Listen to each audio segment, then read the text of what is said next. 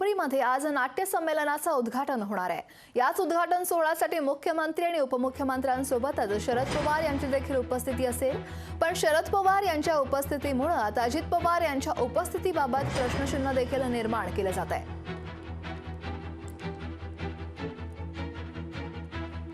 पिंपरीमध्ये आज नाट्य संमेलनाचं उद्घाटन होणार आहे। पिंपरीमध्ये या नाट्य दिंडीला सकाळीच सुरुवात झाली आहे। दिंडीत कलाकारांसह पिंपरी चिंचवडकरांनी देखील मोठ्या संख्येने सहभाग घेतलाय।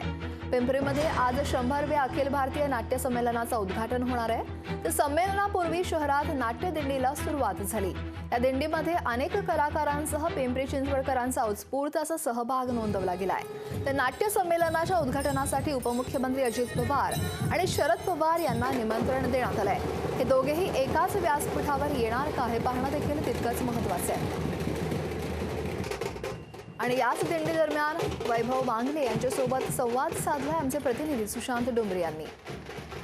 100वे अखिल भारतीय नाट्य संमेलन आज पिंपरी चिंचवड शहरामध्ये पार पडत आहे आणि यासाठी अनेक कलाकारांनी या ठिकाणी हजेरी लावलेली आहे।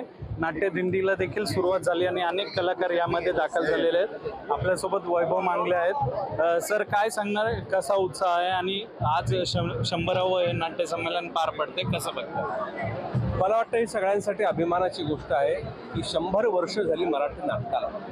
आणि तुम्ही जर पाहाल की भारतामध्ये कुठेही तुम्हाला तशी रंगभूमी दिसणार नाही। आहे थोडी बहुत, बंगालमध्ये आहे, गुजरातमध्ये आहे, पण नाटक ही गोष्ट महाराष्ट्रामध्ये इतकी पॉप्युलर आहे आणि महाराष्ट्राची अस्मिता आहे असं मी म्हणेन। कारण नाटक ही एक जिवंत कला आहे आणि ती पाहण्यासाठी, एन्जॉय करण्यासाठी लोक येत असतात। आणि याला 100 वर्ष झाली, तर या निमित्ताने किती लोकांचं आपण स्मरण करावं।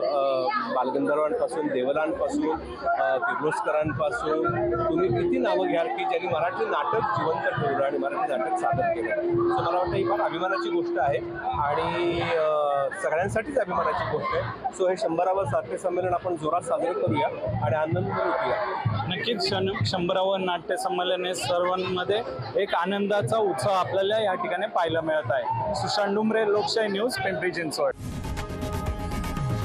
लोकशाही मराठी ऐका, पहा, जागरूक रहा।